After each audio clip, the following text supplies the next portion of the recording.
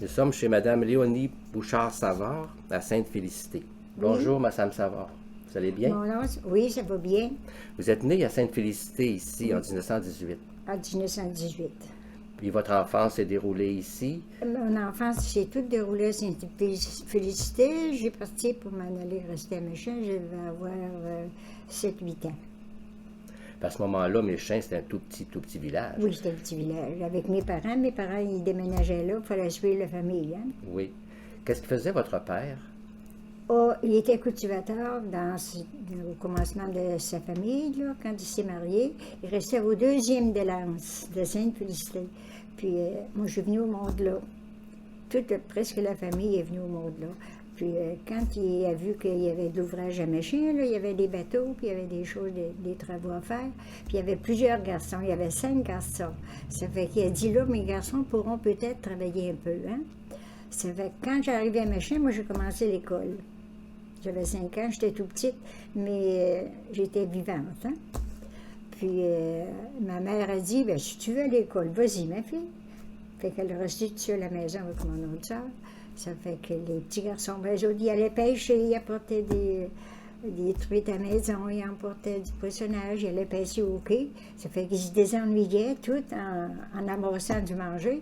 Fait que ça faisait vivre la famille. Fait que les plus vieux, ils se retrouvaient de l'ouvrage pas à l'année, mais ça travaillait. Puis tout ensemble, c'était pas comme aujourd'hui. Les enfants gardaient pas l'argent. Ils arrivaient, Saint-Cyne, c'était pour maman.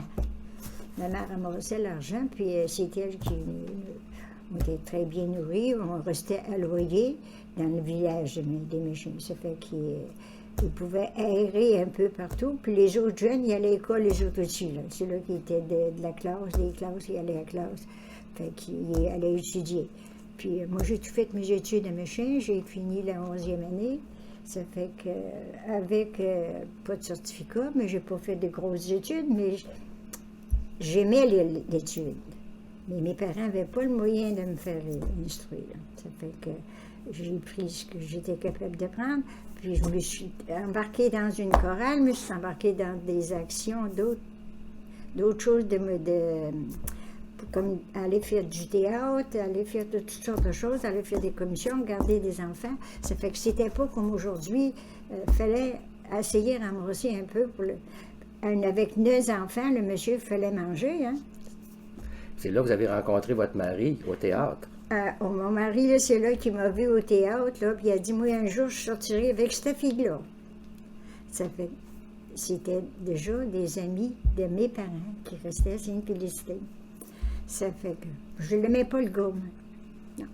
Non, j'ai dit, moi, là, ce gars-là, ça ne me donne pas, puis je l'aime pas. Je ne sors pas avec lui. Ça fait que là, j'ai continué, puis avec sa petite nièce, là, lui, c'était mon ami. Fait qu'on se fréquentait ensemble, là, puis lui, il venait là, puis il a tendu des pièges, fait que je me suis fait prendre dans le piège. Mais ça a été un bon ménage. C'était un beau mariage. Extra. On pouvait pas... Mais mon ménage avec mon mari, là, ça a été 3X. Lui, ses affaires, moi, mes affaires. Il a fait du taxi, il a travaillé sur la Côte-Nord, il a travaillé partout, il pouvait se fier à moi. Moi, je me fiais à lui, puis je me disais, il fera sa vie comme il faudra. C'est son corps, c'est son âme, il s'arrangera. Ça fait que moi, je me disais, bien, quand il partait, je m'ennuyais, je voulais que je sorte. Ça fait que je sortais. Mes parents ne voulaient pas toujours. Non. Puis, vous avez eu combien d'enfants? J'ai eu 4 enfants. Une fille, 3 garçons. Les 3 garçons sont décédés.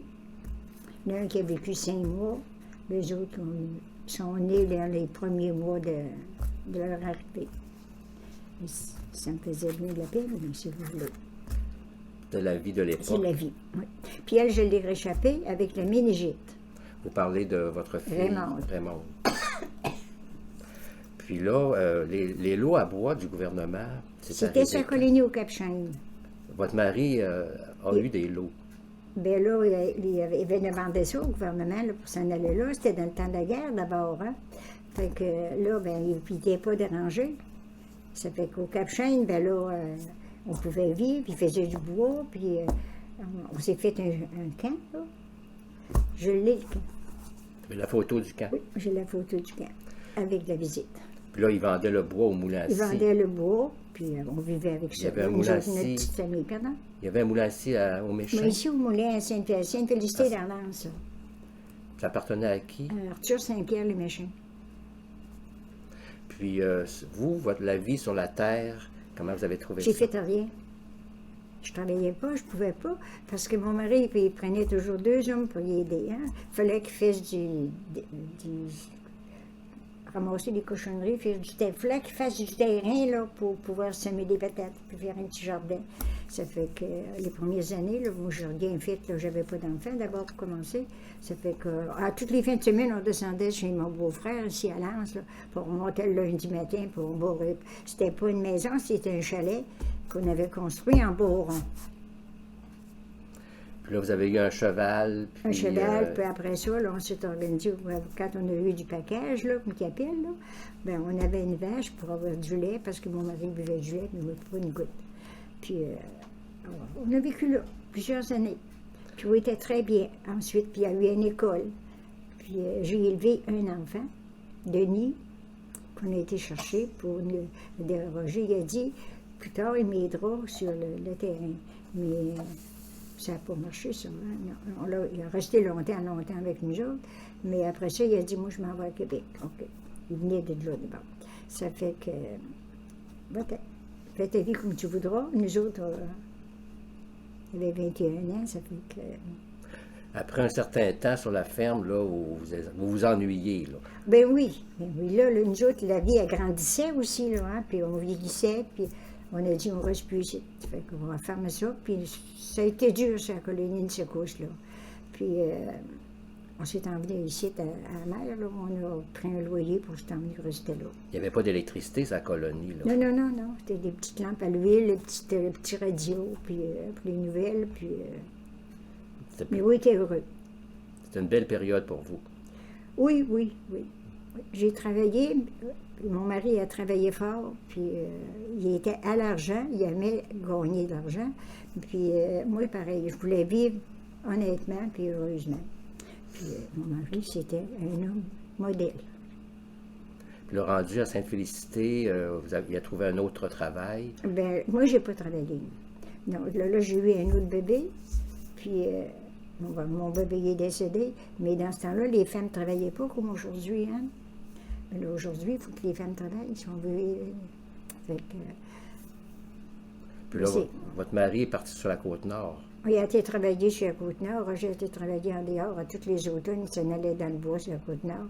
Puis l'été, ben, il travaillait pour Arthur Saint-Pierre. Je ne sais pas si vous avez entendu parler de ça. Le moulin à scie au Cap-Abeline, là. Ben, il a travaillé là. Ensuite, il a dit, moi, je m'achète un char. Oui, achète-toi-en un, mon homme. Si tu es capable de le payer, achète-le. Ça fait que là, il a fait du taxi tout le restant de sa vie. Il aimait ça, il aimait le monde. Il a dit, cette heure après, là, quand on a eu un peu d'argent, il a dit, je m'achète un restaurant. C'est là qu'on est venu acheter ça ici. C'est moi qui ai pris la main, c'est moi qui ai pris les cordeaux. Tu fais du taxi, travaille en dehors, moi je travaille en dedans. C'est le restaurant Le Régal. Le Régal, oui. Ça fait tout ça, vous. En 1950. Oui. Ça fait que là, on a acheté ça, ce restaurant-là, puis on a vécu plusieurs années avec ça, parce que ça allait très, très bien. C'était ça, le restaurant. C'était ma maison que j'ai aujourd'hui. Là, il y avait une table de pôle. Ça amusait les jeunes de Sainte-Félicité. Ils venaient jouer au pôle, ils s'amusaient, ils jouaient aux cartes. Il y avait des loges là. Puis on a vécu avec ça. C'est là qu'on s'est ramassé un peu d'argent. Puis moi, j'ai travaillé comme une folle. Hein? Je m'engageais toujours une servante, par exemple, mais c'était moi qui étais les papiers, puis c'est moi qui... Il fallait que je me débrouille. C'est moi qui faisais les commandes, puis c'est moi qui m'occupais des affaires à Roger. Lui, les siennes, moi, les miennes. Après, là, qu'on a eu le restaurant, là, bon, puis quand j'ai travaillé, là, il a dit, après, là, il a dit, veux-tu, il dit, on va le faire. Lui, il avait de la parenté à Montréal, hein. Il a dit, si tu veux, il dit, on va faire garder le restaurant, puis il a dit, on va aller se promener à Montréal. J'ai dit, penses-tu qu'on peut faire ça? Ben, il a dit, je vais en mettre une autre fille avec. Puis j'ai dit, là, je vais demander aux deux voisins, c'était encore les mêmes, de faire une surveillance. Là, j'étais dur à pogner, hein. Ça fait que, là, on a parti de faire un voyage à Montréal. Puis lui, il avait beaucoup de parenté à Montréal, de côté de sa famille. Ça fait qu'on a été se promener, ça nous a fait du bien.